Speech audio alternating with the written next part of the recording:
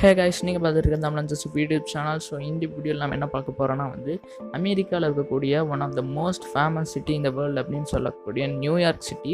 So அந்த city பார்த்திங்கன்னா நிறையா ஃபேக்ட்ஸ் இருக்குது அந்த சிட்டியை பற்றி. அந்த ஃபேக்ட்ஸ் எல்லாத்தையுமே நான் இந்த வீடியோவில் நான் உங்களோட ஷேர் பண்ண போகிறேன். ஸோ இந்த வீடியோ ஃபுல்லாக பார்த்து என்ஜாய் பண்ணுங்கள். சரி வாங்க நம்ம வீடியோக்குள்ளே போயிடலாம்.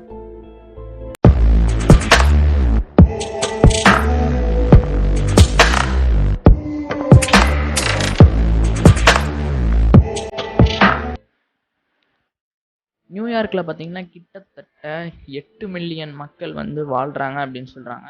அது மட்டும் இல்லாமல் நியூயார்க்கில் கிட்டத்தட்ட 800 மொழிகளுக்கு மேலே பார்த்திங்கன்னா பேசப்படுது. அதனால் மொழிகள் ரீதியாக அதிக மொழிகள் பேசப்படுற சிட்டி அப்படிங்கிற இந்த உலகத்திலேயே மொழிகள் ரீதியாக அதிக மொழிகள் பேசப்படுற ஒரு சிட்டி அப்படின்னு சொல்லிட்டு நியூயார்க் பேர் வாங்கியிருக்கு. அது மட்டும் இல்லாமல் ஸ்டாச்சு ஆஃப் லிபர்ட்டி பார்த்திங்கன்னா யூஎஸ்ஏவே கட்டினது அப்படின்னு சொல்லிட்டு நிறைய பேர் நினச்சிட்டு இருக்காங்க. ஸோ அதுதான் கிடையாது. ஃப்ரான்ஸ் நாடு இருக்கு இல்லையா, ஸோ அதுதான் யூஎஸ்ஏக்கு ஸ்டாச்சு ஆஃப் லிபர்ட்டி கிஃப்ட் பண்ணியிருக்காங்க. அது மட்டும் இல்லாமல் பார்த்திங்கன்னா கம்ப்ளீட்டாக ஒரே சிலையாக அனுப்பலையாமா, 350 சின்ன சின்ன பீஸாக 350 பீசஸாக அனுப்பிச்சிருக்காங்க. அதை அசம்பிள் பண்ணுறதுக்கே பார்த்திங்கன்னா 4 மாதம் எடுத்துக்கிச்சு அப்படின்னு சொல்கிறாங்க. அந்த 350 பீசஸை கடல் மூலிமா தான் அனுப்பியிருக்காங்க அமெரிக்காவுக்கு கிஃப்டா அப்படின்னு சொல்கிறாங்க. அடுத்த ஃபேக்ட் என்ன அப்படின்ற மாதிரி கேட்டிங்கன்னா நியூயார்க் பப்ளிக் லைப்ரரி பார்த்திங்கன்னா 50 மில்லியனுக்கும் ஜாஸ்தியான புக்ஸ் இருக்குது அப்படின்னு சொல்கிறாங்க. ஸோ அது மட்டும் இல்லாமல் இந்த நியூயார்க் லைப்ரரி உலகத்திலேயே 3rd லார்ஜஸ்ட் லைப்ரரி அப்படிங்கிறதும் ஒரு ஃபேக்டாக இருக்குது. அடுத்து நம்ம என்ன பார்க்க போகிறோம்னா நியூயார்க்கை பற்றி நிறைய பேர்கிட்ட கேட்டோம்னா அது யூஎஸ்ஏவோட கேபிட்டல் அப்படின்னு நினச்சிட்டு இருக்காங்க. ஸோ அதுதான் கிடையாது. அது 1789 தான் யூஎஸ்ஏவோட ஃபஸ்ட்டு கேபிட்டல் சொன்னாங்க. ஸோ அப்போ தான் நியூயார்க் இருந்துச்சு. அதுக்கப்புறம் இப்போ பார்த்திங்கன்னா வாஷிங்டன் தான் யூஎஸ்ஏவோட கேபிட்டலாக இருக்குது அப்படிங்கிறது மிகப்பெரிய நோட் பண்ணக்கூடிய விஷயம் தான். ஏன் அப்படின்னு கேட்டிங்கன்னா நியூயார்க் முதல்ல யூஎஸ்ஏ கேபிட்டலாக இருந்தப்போ தான் நியூயார்க் இருந்துச்சு. அதுக்கப்புறம் மாற்றிட்டாங்க கேபிட்டலாக. ஸோ நிறைய பேர் இன்னும் நியூயார்க் தான்ப்பா கேபிட்டல் நினச்சிட்டு இருக்கீங்க. ஸோ அதான் கிடையாது. வாஷிங்டன் தான் இப்போதைக்கு இருக்கக்கூடிய யூஎஸ்ஏவோட கேபிட்டல்.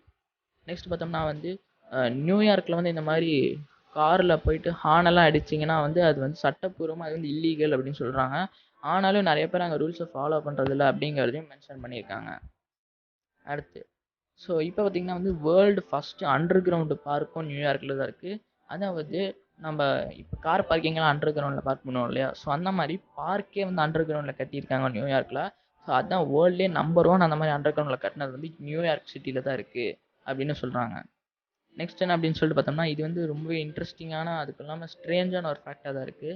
ஏன் அப்படின்னு கேட்டிங்கன்னா நியூயார்க்கில் ஒரு பீஸா இருக்கு இல்லையா, ஒரு ஸ்லைஸ் ஆஃப் பீஸாவோட ரேட்டும் அங்கே நியூயார்க்கில் போகிற சப்வே ரைடோட ரேட்டும் ஒரே ரேட்டாக தான் இருக்கும் அப்படின்னு சொல்கிறாங்க. அதாவது இப்போ ஒரு ஸ்லைஸ் ஆஃப் பீஸா எக்ஸாம்பிளுக்கு சொன்னால் 50 ருபீஸ்னால் அங்கே சப்வே ரைடோட ரேட்டும் 50 ருபீஸாக தான் இருக்கும் அப்படின்னு சொல்கிறாங்க. ஸோ கிட்டத்தட்ட ரொம்ப வருஷமாக இது மெயின்டைன் ஆகிட்டே இருக்குது, ரெண்டும் ஒரே ரேட்டா அப்படின்னு சொல்கிறாங்க. அடுத்து பார்த்தோம்னா நியூயார்க்கோட எம்பயர் ஸ்டேட் பில்டிங் இருக்கு இல்லையா, ஸோ அது ஒரு வருஷத்துக்கு சராசரியாக 23 தடவை அங்கே இடி இடிக்கும் அப்படின்னு சொல்கிறாங்க. கரெக்டாக அந்த எம்பயர் ஸ்டேட் பில்டிங்லேயே 23 டைம்ஸ் ஒரு வருஷத்துக்கு இடி இடிக்குமாமா. ரொம்ப ஆச்சரியமான ஒரு ஃபேக்டாக தான் இருக்குது. அடுத்து நம்ம பார்க்க போகிற ஃபேக்ட் என்ன அப்படின்னு சொல்லிட்டு கேட்டிங்கன்னா நம்ம எல்லாத்துக்குமே தெரியும் இல்லையா, ஆல்பர்ட் ஐன்ஸ்டைன். ஸோ அவர் one of the greatest scientist அப்படின்னு தான் சொல்ல முடியும். அவரோட அதாவது அவரோட கண்ணையும் அவரோட பிரெயின் மூளையும் ஒரு பத்திரமா ஒரு பாக்ஸில் போட்டு நியூயார்க் சிட்டியில் சேஃபாக வச்சுருக்காங்க அப்படின்னு சொல்கிறாங்க. இன்னும் கூட அந்த பாக்ஸ் நியூயார்க் சிட்டியில் தான் இருக்குது அப்படின்னு சொல்கிறாங்க. அவரோட கண் அதுக்கப்புறம் மூளை இது ரெண்டையும் மட்டும் தனியாக ஒரு பாக்ஸில் வச்சு சேஃபாக வச்சுருக்காங்க நியூயார்க் சிட்டியில் அப்படின்னு சொல்கிறாங்க. ஓகே கைஸ், இப்போ நீங்கள் பார்த்தது எல்லாமே நியூயார்க் சிட்டியை பற்றி இருக்கக்கூடிய இன்ட்ரெஸ்டிங்கான ஃபேக்ட்ஸ் தான் பார்த்துருப்போம். ஸோ இந்த தகவல்கள்லாம் உங்களுக்கு பிடிச்சிருந்துச்சுன்னா இந்த வீடியோக்கு லைக் பண்ணுங்கள். அதுக்கப்புறம் உங்கள் ஃப்ரெண்ட்ஸ் அண்ட் ஃபேமிலிஸ் எல்லாத்துக்குமே ஷேர் பண்ணுங்கள். மறக்காமல் நம்ம சேனலுக்கு சப்ஸ்கிரைப் பண்ணுங்கள். ஸோ அப்போ தான் இந்த மாதிரி நிறைய வீடியோஸ் வரும். அதுக்கப்புறம் இன்னொரு நல்ல வீடியோவில் சந்திக்கிற வரைக்கும் நம்ம சேனலோட இணைஞ்சிடுங்க.